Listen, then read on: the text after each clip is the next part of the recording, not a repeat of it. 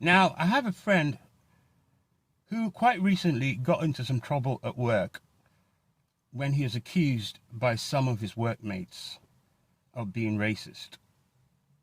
Now, this friend of mine is white. So he came to me after the incidents to protest his innocence. He was pretty adamant.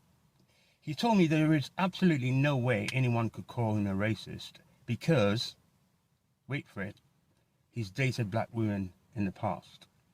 So no one could call him a racist. That's what was his defense against these accusations of being racist. Right? I told him point blank, that is the weakest defense you could possibly use. I'm so sorry. In fact, you know what would work? It would be better if you got me to go to your workplace and vouch for you. That could even work a lot better than claiming that you've dated black women in the past, so you're not a racist. That's what I told him. However, I have to say he did reject my proposal. Now, I told him the problem with using that defense against these accusations of being racist, right? The problem with using the defense that you've dated black women in the past so you can't be racist, the problem with that defense is this. People could easily claim that you only date self-hating black women. In other words, black women who don't like other black people, right? And secondly, right, check this out.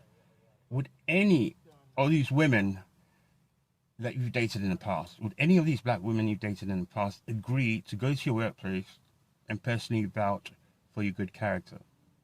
Well, probably if you paid them, they would, you know? I've known this guy for quite a while, and I can personally vouch for his good character. He's a decent person, right? I mean, he's got the same shortcomings a lot of white people have when dealing with people of color. But, I wouldn't call him a racist.